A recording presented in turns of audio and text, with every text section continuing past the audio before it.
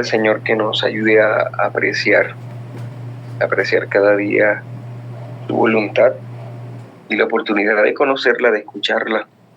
Que el Señor también nos ayude a vivirla. Así que damos gracias por la exposición también de hoy. Nuestro hermano Kevin va a estar guiándonos entonces en Génesis capítulo 4. Adelante, Kevin. Gracias, pastor. Buen día, mi hermano. ¿Me escuchan todos bien ahí? Sí, señor. Perfecto. Vamos a iniciar orando. Señor, te damos gracias por esta nueva mañana que nos regalas, porque nos permites otra vez empezar el día meditando en tu palabra. Te pedimos que nos sigas ayudando para que podamos perseverar en estas cosas, en estos espacios, que tampoco sea algo de solamente miércoles y viernes, sino que en realidad nosotros, cada uno en privado, todos los días anhelemos despertar, que lo primero que hagamos sea meditar en tu palabra antes de dedicarnos a las cosas que debemos hacer el resto de nuestro día. Te pedimos que nos ayudes, que apliquemos lo que nos enseñes hoy por medio de tu palabra. En el nombre de tu Hijo te oramos. Amén. Bien, hoy nos corresponde Génesis capítulo 4. Voy a leer todo el capítulo y después sí iniciamos con la meditación. Génesis capítulo 4.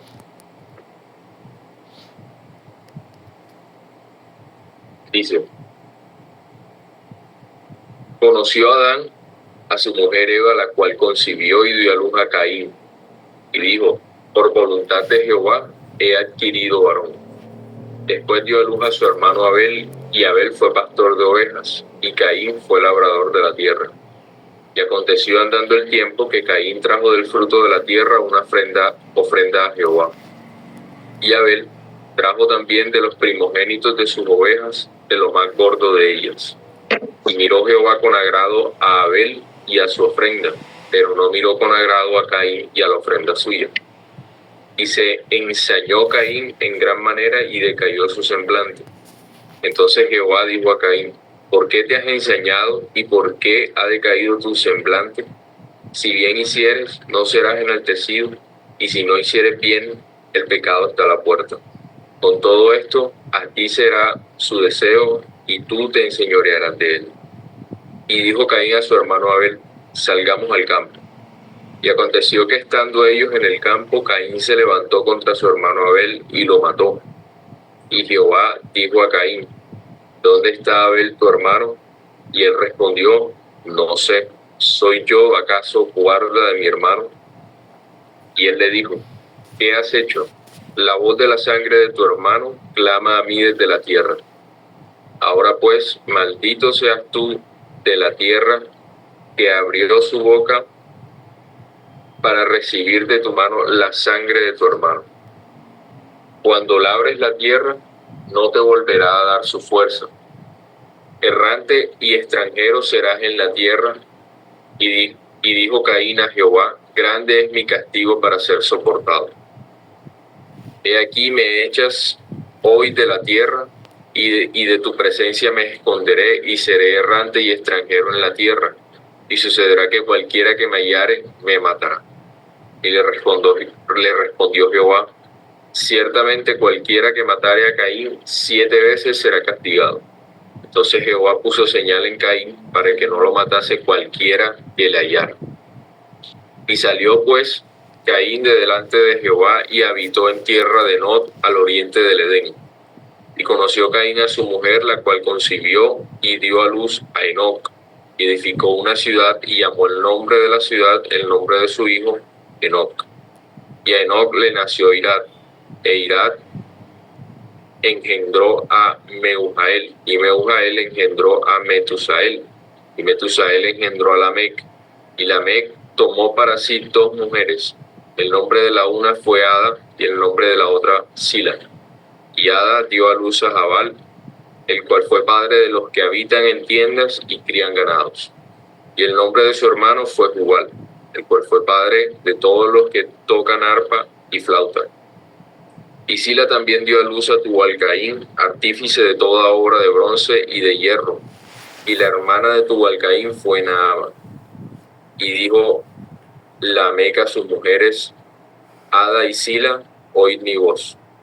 Mujeres de Lamec, escuchad mi dicho, que un varón mataré por mi herida y un joven por mi golpe.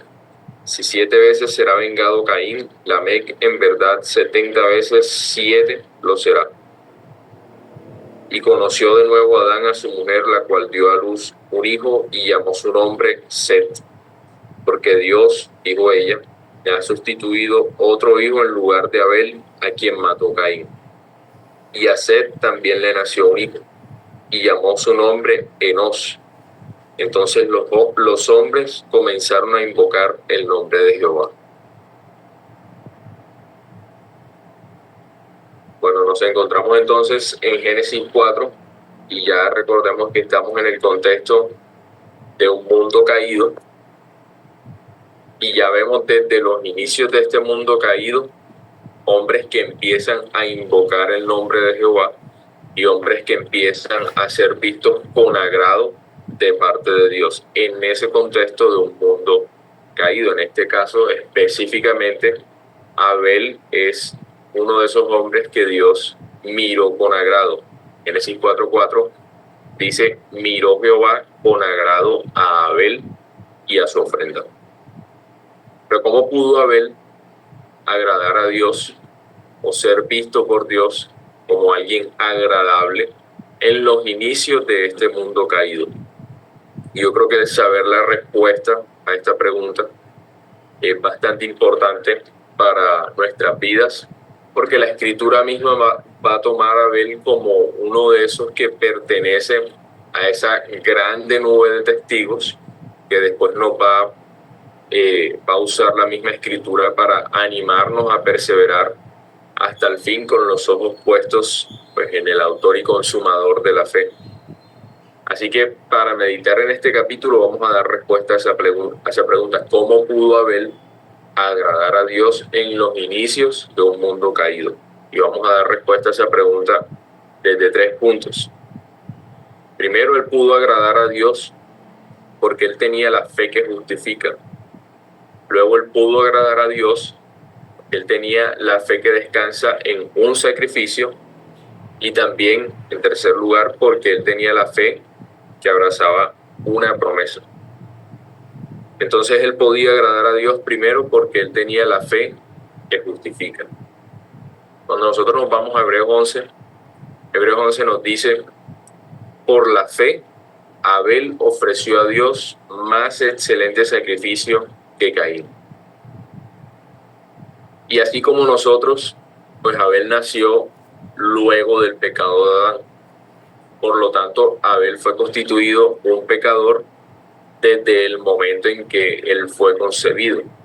Pablo dice, por la descendencia de un hombre, en referencia a Adán, los muchos, aquí se incluye por supuesto Abel y nosotros, fueron constituidos pecadores. Y además de que alguien que nace en este mundo caído, que es concebido en este mundo caído, además de ser constituido pecador, pues también por implicaciones alguien que nace estando ya muerto en sus pecados, como el mismo Pablo pues también lo confirma en sus cartas. De manera que este es el contexto en el que Abel nació. Él nació siendo ya un individuo unido al pecado y muerto espiritualmente. Y así que esto de serle agradable al Señor no era algo que Abel podía alcanzar por sí mismo ni por obra alguna. La grosura del sacrificio de Abel no fue lo que hizo que Dios le mirara con agrado. A veces leemos este capítulo, creemos que Dios se agradó de Abel porque él ofreció un mejor sacrificio, pero esto no fue lo que hizo que Dios le mirara con agrado.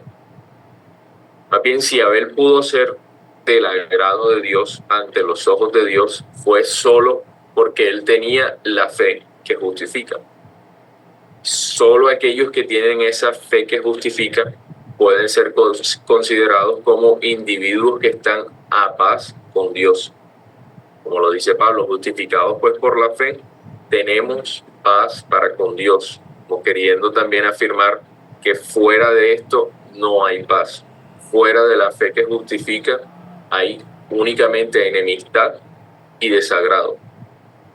También Hebreos 11:6, que dice que sin fe es imposible agradar a Dios. Abel entonces tenía esa fe que justifica, esa fe que solo viene de Dios como un don que solo Dios da a quien Él quiere. Y por esa fe es que Abel pudo encajar en esta o alcanzar este privilegio de ser visto con agrado ante los ojos de Dios. Es por esta fe que nosotros podemos leer en Génesis 4:4 que Dios miró tanto a la persona de Abel como a su obra con agrado. Miró Jehová con agrado a Abel y a su ofrenda. Así que la manera de poder serle agradable al Señor, mis hermanos, en un mundo caído, no tiene nada que ver con los sacrificios que nosotros podamos ofrecer. Y eso es algo que nos enseña también este capítulo 4 de Génesis. La grosura de nuestros sacrificios, nuestro esfuerzo por servir al Señor, por vivir una vida agradable a Él, no es lo que garantiza que nosotros estamos siendo agradables ante los ojos de Él. Lo único que nos puede hacer agradables ante los ojos de Él es que nosotros recibamos de Dios esa fe que justifica como un don suyo. Y esto ha sido así desde antiguo, desde Génesis, desde los inicios del mundo caído, y es algo que no ha cambiado hasta el día de hoy. Ha sido así tal cual como nosotros ya lo conocemos por la Escritura en el Nuevo Testamento. Y de pronto nosotros podríamos pensar, bueno, ¿y para qué tendría yo que recordar nuevamente que soy agradable ante los ojos del Señor por la fe que justifica, si eso es una verdad que ya yo conozco, una verdad bastante básica del Evangelio? Y yo creo que nosotros debemos recordarnos constantemente que sin la fe que justifica no podemos serle agradables a Dios, por más que nos esforcemos, porque tendemos a desviarnos hacia el legalismo cuando esta verdad se olvida. No sé si recuerdan, pero los Gálatas aprendieron también la doctrina de la justificación y lo aprendieron teniendo a aquellos que eran considerados el fundamento mismo de la iglesia, lo aprendieron de mejores labios, y aún así Pablo le tuvo que escribir a los Gálatas diciendo que él estaba maravillado porque tan pronto se habían alejado hacia un evangelio diferente, para seguir un evangelio diferente, que es el evangelio del legalismo, de buscar una justificación ante Dios, un agrado a Dios por medio de las obras. Así que nosotros debemos recordar que Dios nos mira con agrado solo si tenemos la fe que justifica, la fe que Él nos da como un don. Y esto ha sido así desde los inicios de un mundo caído. Y en segundo lugar, nosotros podemos decir también que Abel pudo ser visto con agrado por Dios porque la fe de Abel descansaba en un sacrificio. De nuevo, Génesis 4:4. Y Abel trajo también de los primogénitos de sus ovejas, de lo más gordo de ellas. Y miró Jehová con agrado a Abel y a su ofrenda. Y aquí no me estoy refiriendo tanto a que Abel se ejercitaba en descansar en un sacrificio, sino que la base sobre la cual Abel fue justificado es la base de un sacrificio, el sacrificio de Cristo. Cuando Pablo, por ejemplo, dice en Romanos 3, versículos 22 y 24, él allí dice, la justicia de Dios por medio de la fe en Jesucristo, ahí está hablando de la fe que justifica como un medio para todos los que creen en Él, siendo justificados gratuitamente por su gracia mediante la redención que es en Cristo Jesús, a quien Dios puso como propiciación por medio de la fe en su sangre para manifestar su justicia. Y ahí entonces Pablo también considera la obra de Cristo o el sacrificio de Cristo como la base sobre la cual nosotros somos justificados. Está el medio y está la base. Así que Abel no se hizo justo o agradable ante Dios sobre la base del sacrificio que él estaba ofreciendo, de los corderos, de las ovejas que él estaba ofreciendo, sino que él fue declarado justo y agradable a Dios sobre la base de un sacrificio mucho más excelente, del sacrificio de Cristo, el cual en este punto de la historia, en Génesis, apenas estaba siendo revelado como una promesa, y eso por medio de las sombras. Y de hecho el sacrificio de Abel sirve más bien como un testigo de la justicia de la que él gozaba por la obra de Cristo. Como un testigo de que el Señor pues sí habría justificado a Abel sobre la base de un sacrificio que vendría mucho tiempo después, vendría a ser ejecutado mucho tiempo después. Y hay un pasaje en Hebreos que confirma esto, que la base sobre la cual descansaba, o que más bien el sacrificio que ofreció Abel no era la base sobre la que descansaba su justificación, sino que era solo el fruto de algo. Hebreos 11:4 dice: por la fe, Abel ofreció a Dios más excelente sacrificio que Caín, por lo cual alcanzó testimonio de que era justo, dando Dios testimonio de sus ofrendas. El sacrificio que ofreció Abel y lo que Dios mismo dijo acerca de ese sacrificio fue más bien una confirmación de que Abel estaba siendo beneficiado por el sacrificio mayor, que es el sacrificio de Cristo, que él había alcanzado justicia por Cristo. Así que Abel pudo ser visto con agrado a Dios porque su fe, la base de su fe, estaba en el sacrificio de Cristo. La base sobre la cual él estaba siendo justificado era el sacrificio de Cristo. Y en tercer lugar, Abel pudo agradar a Dios porque su fe abrazaba una promesa.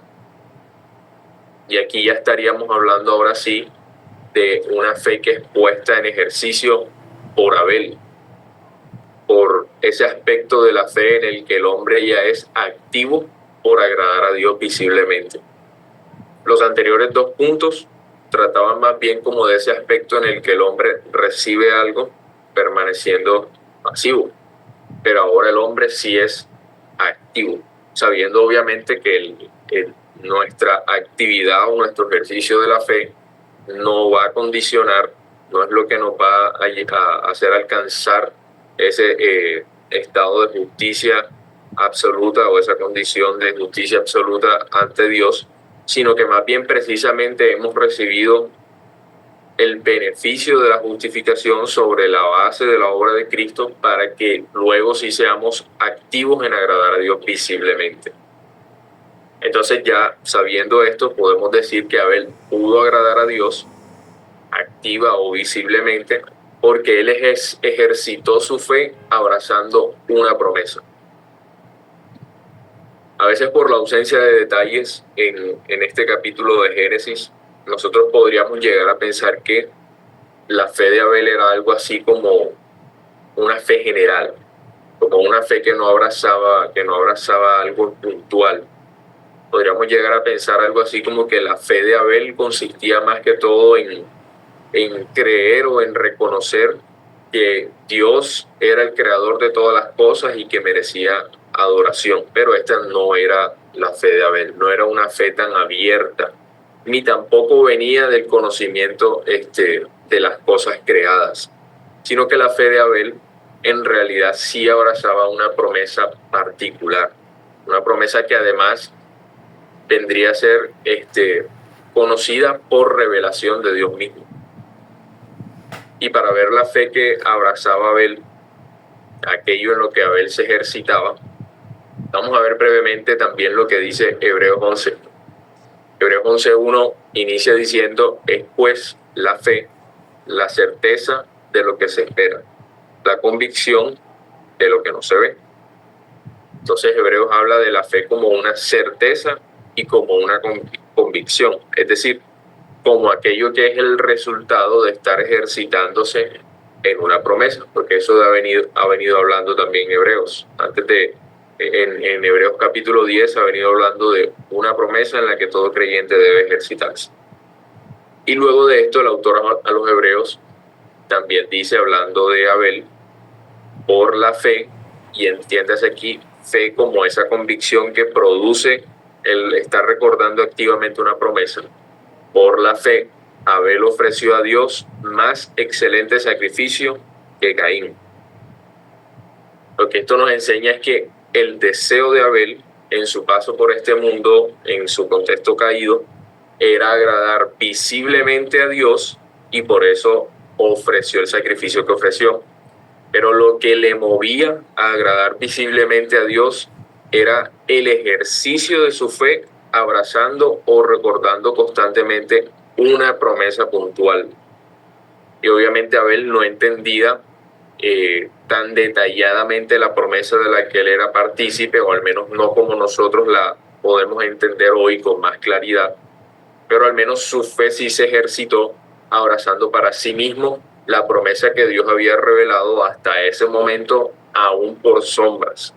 Y creo que la promesa en la que Abel se ejercitaba en ese momento era la de la simiente, porque era lo que Dios había revelado hasta ese momento, ¿no? Génesis 3, versículos 14 y 15, y Jehová Dios dijo a la serpiente, pondré enemistad entre ti y la mujer, y entre tu simiente y la simiente suya.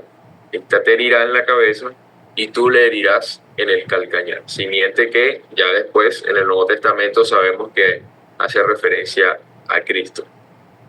Así que desde la sombra de la revelación de Dios, en los inicios de un mundo caído, la promesa de la simiente era esa promesa en la que Abel se ejercitaba en su fe para ser activo en agradar a Dios. Eso fue lo que le llevó a presentar un sacrificio excelente. Un sacrificio que además no fue inventado, porque la adoración a Dios no se puede inventar del corazón del hombre, sino que era una adoración regulada de alguna manera por Dios. ¿Cómo era regulada? No sabemos, pero era regulada por Dios. Pero el punto es que la promesa y el ejercitarse en ella lo llevó a obedecer.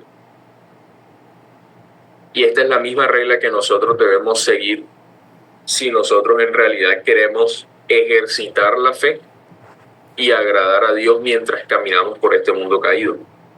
Nosotros debemos recordar que somos partícipes de una herencia eterna, y ejercitando así nuestra fe, nosotros vamos a estar cada día más capacitados para agradar visiblemente a Dios mientras caminamos por este mundo. En conclusión, nosotros en Génesis 4 vemos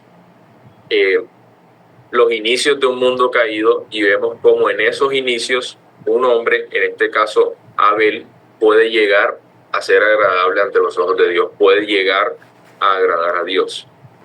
Y decíamos que esto es posible porque Abel tenía primero la fe que justifica, segundo porque su fe descansaba, o la base de su fe, de su justificación, era el sacrificio de Cristo, y tercero porque la fe que tenía Abel abrazaba una promesa, y decíamos que eso era en referencia ahora sí al ejercicio de la fe. De manera que nadie podría ser agradable ante Dios a menos que tuviese el don de la fe que justifica. Y cuando el don de la fe que justifica se le otorga a alguien, entonces la fe asimismo pasa a ser ejercitada en la promesa. Una promesa que nosotros conocemos mucho más claramente de lo que lo conocía Abel. Así que mi hermano, si tú y yo hemos sido receptores de la fe que justifica, entonces no olvidemos la herencia de la cual el Señor nos ha hecho partícipes. Entonces seamos diligentes en consultar constantemente la Escritura para refrescar nuestra alma con esa certeza de la herencia que se nos ha prometido. Y de verdad tenemos que ser serios en esto, porque el descuidar la Escritura va a hacer que nosotros también nos olvidemos de la promesa. que la promesa de la herencia se vaya de nuestro pensamiento. Y cuando la promesa que Dios nos ha dado se va de nuestro pensamiento, entonces el desánimo o ese deseo por retroceder va a tomar su lugar. Y como dice el Señor, y si retrocediere, no agradará a mi alma. Y mi hermano, si Abel pudo vivir con una certeza, pudo serle agradable a Dios, aun cuando tenía una revelación sombría, incompleta, ¿por qué nosotros vamos a descuidar el ejercicio de nuestra fe? ¿Por qué nosotros dejaríamos de abrazar la promesa de una revelación que es completa y que es mucho más clara en Cristo? ¿Por qué nosotros dejaríamos de hacer aquello que nos lleva a vivir para lo que se supone que anhelamos, que es el agrado de Dios? Entre Abel y nosotros habían algunas cosas en común y también una diferencia. Tenemos algunas cosas en común desde el sentido que vivimos en un mundo caído, hemos sido justificados por la fe y que podemos ejercitarnos en la revelación de Dios. Pero la diferencia está en que el grado de revelación que tenía Abel y el grado de revelación que tenemos nosotros es muy distinto. La revelación que tenía Abel apenas estaba comenzando, apenas estaba en sus inicios, era demasiado sombría. Y aún así, Abel se ejercitó con lo que Dios hasta ese momento había revelado. Y con eso le fue agradable. Pero ahora nosotros que tenemos una revelación mucho más completa, a veces parecemos ser negligentes, más débiles que Abel, más incapacitados para agradar a Dios, porque olvidamos algo que, aparte de que es completo y aparte de que es muy claro, lo tenemos por todos lados. Los tenemos en una escritura en físico, en una escritura en digital. Podemos echar mano de él en cualquier momento de la revelación de Dios y sin embargo a veces somos muy negligentes. Así que si esta fe de Abel era ejercitada con la revelación desde su sombra, nosotros mucho más podemos ejercitarnos con la revelación de Dios ya desde su imagen misma. Y nosotros, al ser así, estamos inexcusables. Si Abel pudo, entonces nosotros debemos ser animados para también seguir las pisadas de esa fe de Abel. Vamos a orar y después si alguien quiere participar, puede hacerlo. Señor, te damos gracias por recordarnos cómo es que podemos llegar a ser agradables a ti, por mostrarnos cómo desde un inicio el poder alcanzar ese privilegio no ha cambiado en cuanto a sus requisitos. Te pedimos que nos ayudes a recordar que si te somos agradables es porque tú mismo nos has dado primero lo necesario para que podamos serte agradable ante tus ojos, para que podamos tener paz ante ti y no seamos considerados tus enemigos. Pero también te pedimos que nos ayudes a que esa verdad nos lleve a agradarte, a hacer tu voluntad, a hacerte obedientes y que seamos serios en esto, que seamos serios en no descuidar la meditación de tu palabra, en no descuidar la escritura, en no descuidar, no dejar de pensar en cuál es esa promesa que nosotros tenemos, esa herencia eterna, y que eso moldee nuestra vida en este mundo y nos aleje del pecado. En el nombre de tu Hijo te oramos. Amén.